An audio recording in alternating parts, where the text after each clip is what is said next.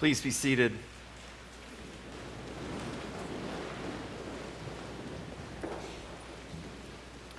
The title of my sermon this evening is Chasing the Norman Rockwell Christmas, drawn from the Gospel of Luke, chapter 2, verse 12.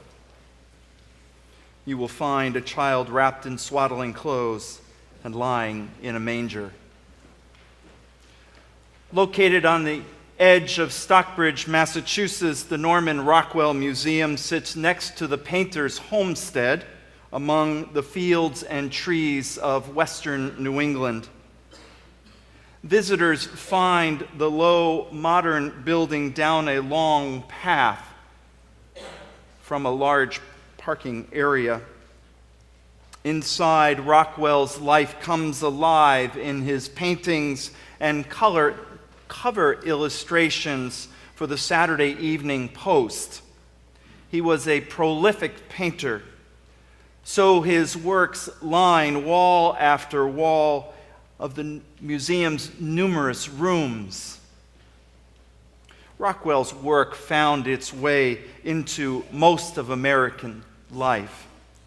He created advertisements. He illustrated for the Boy Scouts of America. Most notably, he had a 5-decade relationship with the Saturday Evening Post. Even though his work was often playful, he took to social commentary and myth-making. He created a vision of American life and culture that was heroic and aspirational. He created an image of the American ideal. Although his realism was influenced by the quaint small town of Stockbridge, Massachusetts, the world he created was not real. Even if his illustrations captured the emotions of people and created a heartfelt sentiment, his images were imagined. Although he stirred hearts to long for the best of life, his illustrations were glimpses into a varnished and polished world, not reality. He captured hearts by creating myths, but myths have false bottoms, and they are pitfalls and dead ends.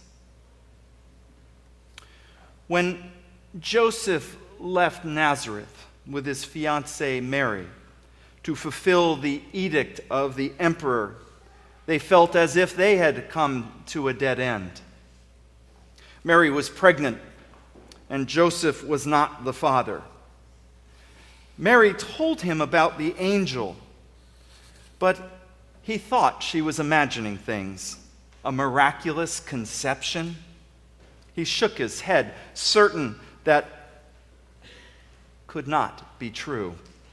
Not until he had his own dream, one so real, one so convincingly true, one so undeniable and genuine, did he change his mind.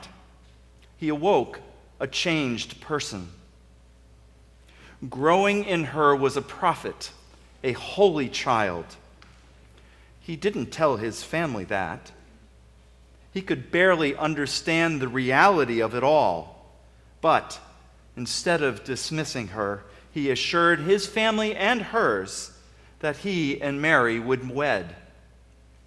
But then the emperor's decree came. A centurion announced it in the market square on the day before the Sabbath. Everyone had to be counted. Counted, he thought. I'm just a number, just a curiosity for the leader of the world. The wedding had to wait, but in truth, Mary's pregnancy was an uncomfortable sight for all. She was unwed. It was a scandal. He couldn't tell his neighbors or his friends that in her belly, growing inside of her, was the Son of God. No one would believe him, and just saying it would put Mary at risk. No, the wedding had to wait. the emperor needed his number. Norman Rockwell's illustrations created a better view of life than the one portrayed in the Gospel of Luke. The account of Joseph traveling with Mary does not portray a playful world, nor a world of freedom. Luke tells us of a story of occupying powers, demanding rulers, and a man and woman traveling far from home at a time when they needed a home. But there's more to Luke's story.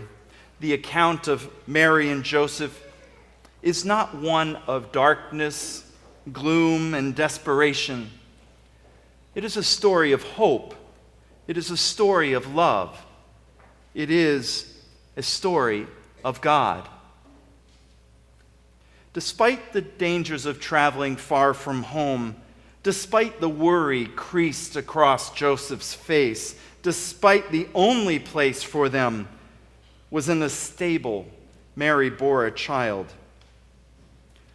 I'm telling you, the innkeeper did not have a wife. What mother would force a pregnant young woman to have her first baby in an animal stall? She gave birth to a healthy baby boy. She wrapped him in swaddling clothes and pondered their future. In Luke's account of Jesus' birth, we find God. We find the power of God. We find the hope of God. No matter how dark the world, God's light shines. No matter how difficult the situation, God shows us the way. No matter how many dead ends and pitfalls, God will illumine our path. The story we Christians celebrate tonight is not a myth. It is not a dream. It is not someone's imagination. It is real. It is true. It is genuine. We gather here this evening to mark a change in the world. It begins in a manger in a small town under the control of the greatest power the world had ever seen. But the emperor's power was not God's. On Christmas, God exercised his power so great that a single birth would change the world. A baby born in a lonely, lowly manger would tear down the injustices of the world and crush evil. The image of Norman Rockwell's Christmas is a myth. It is like trying to grasp smoke or steam. Before we know it, the image is gone. Even though it seems so real, so lifelike, a picture of the perfect Christmas around the hearth and tree with presents strewn around in a peaceful, bucolic setting is merely an illustration of a talented artist's imagination. Christmas is here. Christmas is here. Christmas is here.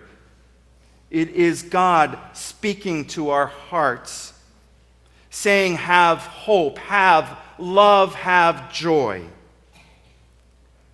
Christmas has arrived. Let it seep into your hearts. Christmas has arrived. Let it pour into your souls. Christmas has arrived. Be in God's joy, hope, and love.